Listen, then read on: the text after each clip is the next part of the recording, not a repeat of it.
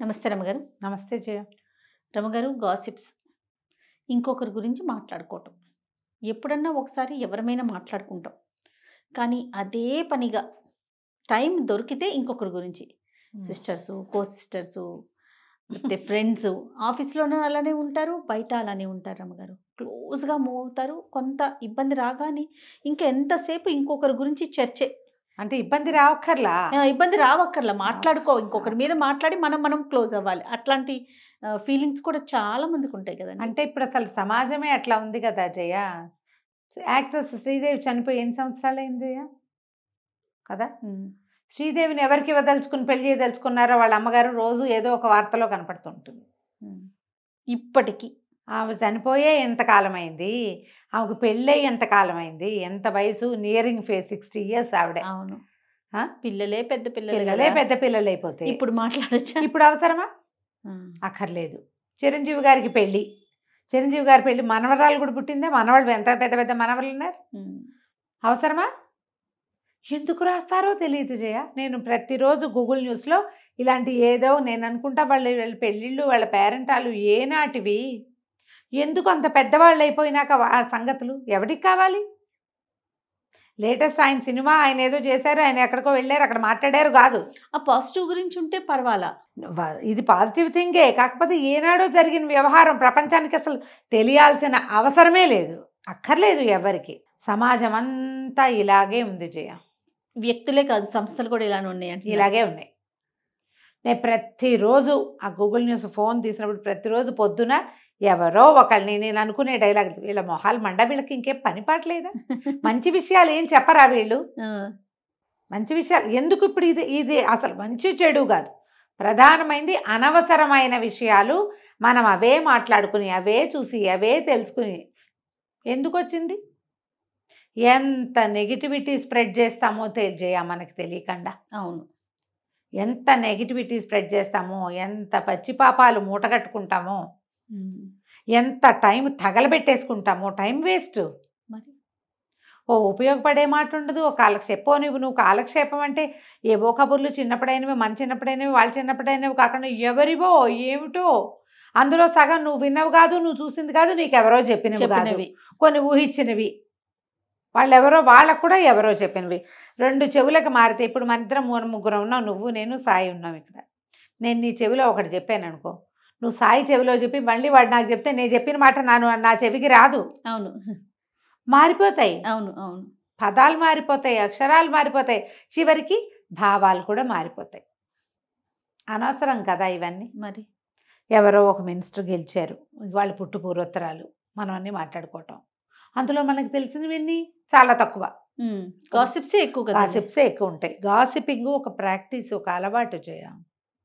కొంతమంది అదే పని మీద ఉంటారు, ఒట్టి పుణ్యానికి వాళ్ళు ఎవరి సంగతిలో మనకు చెప్తారు. ఎందుకు వాళ్ళ సంగతులు మనకి?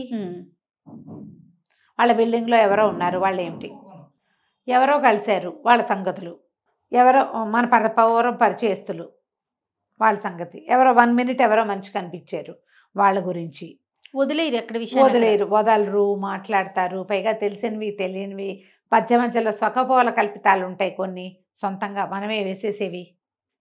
వీటి వల్ల ఏమీ లేదు. ప్రధానమైనది నెగిటివ్ ఫోర్సెస్. మీరు ఇతరుల గురించి గాసిపింగ్ చేస్తే ఏదో ఒక రోజు మీ మీద కూడా సేమ్ గాసిపింగ్ జరుగుతుంది. గాసిప్ అంటేనే నిజం తక్కువ అని అర్థం. అందులో ఏవో గాలి కబురు గాసిపింగ్ అంటే. గాలిలో వచ్చేటప్పుడు 1,00,000 వస్తాయి.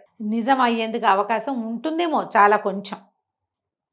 మనం అబద్ధాలు పంచుతాం, అందులో కొన్ని వాళ్ళు చెయ్యని తప్పులు.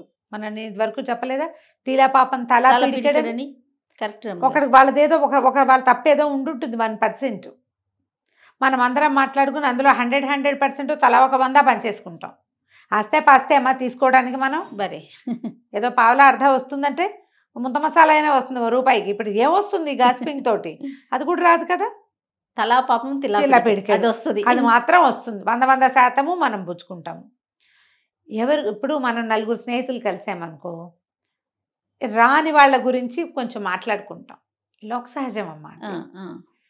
ఒకసారి మాట్లాడి వదిలేయాలి. వదిలేస్తే పర్వాలేదు. కానీ వదిలేయకుండా పట్టి పల్లార్చామనుకో దాన్ని, అది పట్టుకెళ్ళి ఇంకొక చోట చేర్చామనుకో, ఇవి తలకాయ నొప్పి అయిపోతాయి. అక్కర్లేని మాటలు వస్తాయి, ఫ్రెండ్స్కి తెలిసిపోతుంది, వాళ్ళు తిరిగేసి అడుగుతారు, స్నేహాలు పోతాయి, మొహమాటాలు పోతాయి. ఇంకోళ్ళు ఉంటారు, మనం ఇక్కడ ఏదైనా అంటామేమో అని కాచు కూర్చుని ఇది పట్టుకెళ్ళి అక్కడ చెప్తా ఉంటారు నారద మహామునులు. అవును, ఉంటారు అట్లా. ఉంటారు. వాళ్ళు వీళ్ళు ఇప్పుడు మన ఫ్రెండ్స్లో ఎవరు నారద మహాములు ఎవరు మామూలు వాళ్ళో మనకు తెలీదు. నలుగురు ఉన్నప్పుడు ఈ నలుగురిలో ఎవరు చెప్పారో కూడా తెలీదు. ఆ చేదంతా ఎందుకు బయటేసుకోవాలి? మనం మన లోపలి చేదుని బయట పెడుతున్నామని తెలుసుకోవాలి. విమర్శిస్తే ఒక రకం, కొంచెం పాజిటివ్గా అవతల వాళ్ళు తీసుకోగలిగితే. గాసిపింగ్ మరీ దరిద్రం. విమర్శ అంటే నీకు నచ్చంది నువ్వు చెప్తావు. అవునవును. గాసిప్ అంటే నీకు తెలియంది, నీకు ఎవరో చెప్పింది, నువ్వు ఎక్కడో విన్నది, నువ్వు ఊహించింది, నీకు అర్థమైంది. లేదా వాడెవడో చూసి వాడికి ఏది అర్థమైందో అది నీకు చెప్తే నీకేది అర్థమైందో అది చెప్తావు. ఒరిజినల్ థింగ్ ఏముంది? ఏమీ లేదు అందులో. విమర్శ అయినా కొంచెం నయం, విమర్శ అయినా కొంత బెటరే. గాసిపింగ్ మరీ అసహ్యకరమైంది, మామూలుది కాదు అది. ఇప్పుడు ఇది కొలీగ్స్లో వస్తుంది సమస్య, ఫ్రెండ్స్లో వస్తుంది, ఒకే చోట కాలనీలో ఉండే వాళ్ళు వస్తుంది, అపార్ట్మెంట్లో ఉంటారు, కలిసి ఉంటారు కదా, కో టెనెంట్స్, ఓనర్స్, వీళ్ళల్లో వస్తుంది. ఈ కల్చర్ ఉంది చూసారా, ఇది గాసిపింగ్ కల్చర్. దీన్ని మార్చుకోవటం చాలా ఫ్యామిలీలో కూడా ఉంటాయి, ఫ్యామిలీస్లో కూడా ఉంటాయి, కజిన్స్ మధ్య ఉంటాయి, తోటికోడళ్ళ మధ్యలో ఉంటాయి, మా పిల్లల్లో ఉంటాయి, తోడల్లుళ్ళలో ఉంటాయి, బావలు బావమరుదుల్లో కూడా ఉండొచ్చు. లేనిపోని స్ప్రెడ్ చేసుకుంటారు ఒకళ్ళ మీద ఒకళ్ళు. ఒట్టి పుణ్యానికి చెప్తారు వాడి పెళ్ళైపోయిందని, వాడు ఎక్కువ రోజులు ఒకే చోటు ఉంటున్నాడు అనుకో, అక్కడ వాడికి ఏదో అట్రాక్షన్ ఉందని వీళ్ళు ఊహిస్తారు. ఆడేదో ఉంది అని ఒకటి చెప్తాడు, ఒకటి చెప్తే అదిగో పూలు అంటాడు వాడు, ఇదిగో తోక అంటాడు. మూడో వాడు చెప్తాడు దాని నిండా మచ్చలు ఉన్నాయి నేను చూశాను, ఎల్లో కలర్ మీద బ్లాక్ కలర్ ఉందంటాడు ఇంకోడు, అయిపోయాయి. దానికి 2 పిల్లలు ఉన్నాయంటాడు నాలుగో వాడు. దీనివల్ల పెళ్ళిళ్ళు చెడిపోవచ్చు, వివాహ సంబంధాలు చెడిపోతాయి, స్నేహాలు పాడైపోతాయి, బిజినెస్ రిలేషన్స్ దెబ్బతినేస్తాయి, బేసిక్ ఫ్రెండ్షిప్స్ పోతాయి, మొహమాటం పోతుంది. ఇవన్నీ పోగొట్టుకోవాలా? మన జీవితానికి ఎంత అవసరం?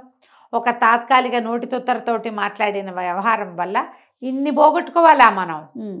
ఒక్కొక్కసారి సీరియస్ మ్యాటర్స్ మామూలు చాలా సీరియస్ థింగ్ మనం ఒకళ్ళకి చెప్పాల్సి వస్తుంది ఏదో సందర్భంలో, లేదా వాళ్ళతో డిస్కస్ చేద్దాం అనుకుంటాం, వాళ్ళు కూడా తీసుకెళ్ళి అవతల వాళ్ళకి చెప్పి చెడగొడతారు, నీ సంగతి మాకు చెప్పింది అని. చెప్పలేకపోతాం కదా, ఇది చెప్పేసే గోల ఒకటి ఉంటుంది. గాసిపింగ్ తోటి ఎవరు నష్టపోయినట్టు? ఇప్పుడు అంతేగా, మనకే కదా నష్టం. ఆలోచించండి. ఇప్పుడు మామూలుగా ఫ్రెండ్స్తో మాట్లాడడం, నువ్వు నేను ఎంతసేపు మాట్లాడుకుంటాము, నువ్వు అటు తిరగంగానే ఇక్కడ మొదలు పెడతారు, వెనక్కి తిరగంగానే స్టార్ట్. అవును, పుట్టిచ్చేసేయటం, మాట్లాడే చక్కగా మాట్లాడతారు. అంత చక్కగా మాట్లాడిపోయినా పర్వాలేదు, హాయ్ అంటే సరిపోతుంది. మేమేమనుకుంటాం, ఒక హాయితో సరిపోతుంది కదా, అంతేగా, ఓకే ఒక దాంతో సరిపెడితే చాలు. కానీ అట్లా చేయరే, అలా చేయరు. మరి ఆలోచించండి. వాళ్ళకి ఏమైనా ఇబ్బందులు ఉంటాయి రమ్మగారు, ఆరోగ్యపరంగా కానీ అట్లా ఏమైనా ఇబ్బందులు పడతారు? అలా ఎందుకు రావు? ఇప్పుడు నీకు ఎట్లా అంటే, మనం మామూలుగా ఏమేమి చెప్పుకుంటాం, పాజిటివ్ ఎనర్జీ మన చుట్టూతా ఉండటం. పాజిటివ్ ఎనర్జీ అంటే ఏమిటి? మంచి పనులు చేయటం, తెల్లటిది, చల్లటిది, ఏ మచ్చలు లేనిది కదా. నువ్వు ఎవరివో గురించో మాట్లాడితే అవన్నీ మచ్చల కింద నీ మీద పడిపోవా? ఇంకు అంతే, మనమే చల్లుకున్నట్టే మనం ఎదుటివాడి మీద చల్లుతున్నా ఉంటాం. అది విదిలించినప్పుడు కొన్ని నీ మీద కూడా పడతాయిగా. లాంగ్ రన్లో ఆరోగ్యాలు పాడైపోతాయి వీళ్ళకి, గాసిప్ చేసే వాళ్ళకి మంచి ఆరోగ్యాలు ఉండవు. మనం ఏదో ఒక కథ చెప్పాం కదా, అత్యుత్తమ ధర్మం. ఎంతసేపు మాట్లాడే వాళ్ళకి నాలుక పళ్ళు పాడైపోతాయి. ఎదుటి వాళ్ళ గురించి చెడుగా మాట్లాడే వాళ్ళకి నాలుక పాడైపోతుంది, రుచి తెలీదు. గాసిపే రుచి, అంతే. అనారోగ్యాలు పాలవుతారు, యాసిడిటీలు వస్తాయి. ఎందుకు వచ్చిన గోళలు ఇవన్నీ? హాయిగా ఉండొచ్చు కదా. ఎప్పుడో ఒకప్పుడు ఎవరో ఒకళ్ళ గురించి చెడుగా మాట్లాడాల్సే వస్తుంది. ఒక ఊరుకోలేని ఆక్రోశం మన లోపల ఉంటుంది. ఇది మానవ సహజమైనవి. విమర్శించటము మన లోపలి చేదుని కక్కిస్తే కానీ తోచని ఒక పరిస్థితి. అంటే మన మనసుని కంట్రోల్ చేసుకోలేకపోతాం. మనుషులకి సహజం అది, కానీ దాన్ని అలవాటు చేసుకోవద్దు. మానవ సహజమైనది తప్పవుగా. అన్నీ ఉంటాయి కదా జయ మనుషులకి. అవునండి. ఈర్ష్యాద్వేషం, రాగద్వేషాలు మానవ సహజమైనవి. ఎప్పుడూ మంటగా ఉంటుంది.